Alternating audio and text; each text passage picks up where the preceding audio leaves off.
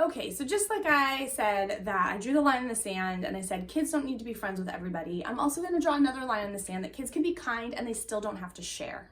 I know that sounds crazy. We teach our kids, oh, you must share. Our preschoolers, our kindergartners, sharing is caring. You have to share with everybody.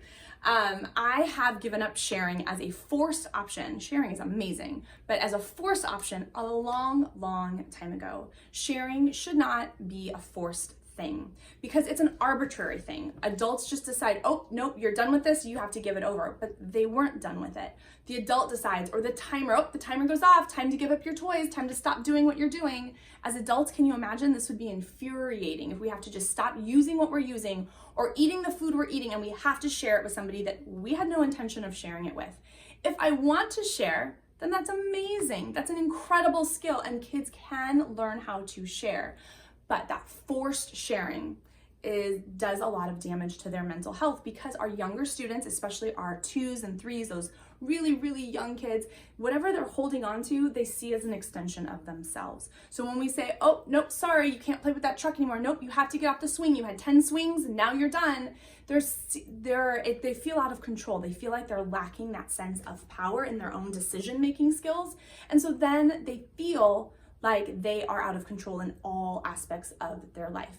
So instead, we teach turn taking. So if somebody wants what another student has, we teach them 2 things. May I have a turn when you're done? It could be the swing, it could be a truck, it could be the green crayon, it could be the special seat in the classroom, right? If you have alternative seating. Can I have a turn with that when you're done? When you're done, that means not right this second. That does not mean right now, it means when you're done with it. And that puts all of the control then back on the student who has it. And I have found time and time again, when we give these students the control to decide, they're like, yeah, sure, no problem.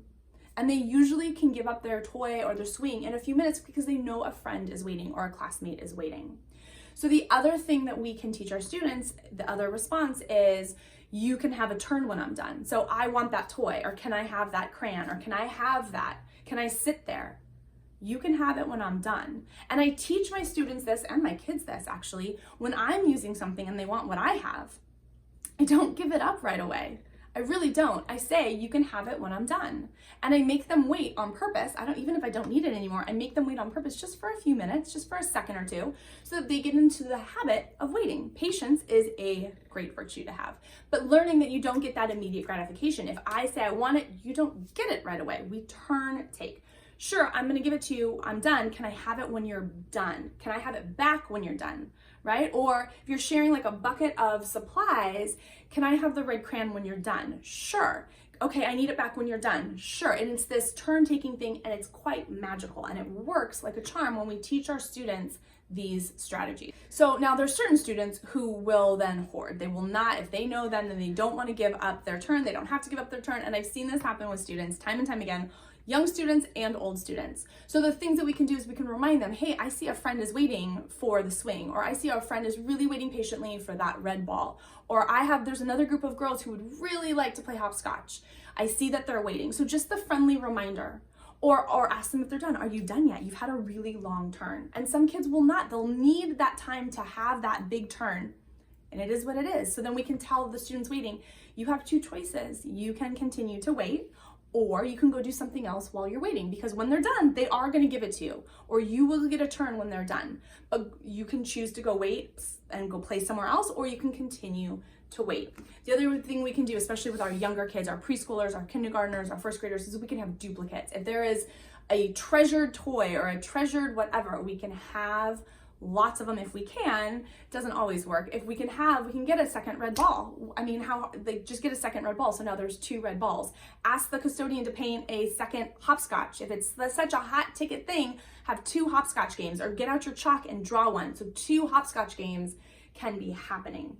But over time, as we practice these skills with our students, most kids will willingly give up their turn when they see a friend waiting. When they know somebody is waiting, they're most likely going to do it. And then when they're not forced to share, they're going to share more often. They're going to share more freely. And then you know that it's coming from a place of generosity, a place of just good, like kindness, that they want to do this for their fellow classmates or their friend or somebody they know on the playground. But forcing the sharing is not really the most effective way to get our students to feel kind and want to be kind to their fellow peers. Okay, in the next video, we're going to talk about peer pressure, how to deal with it, what to do about it, and I'll see you in there.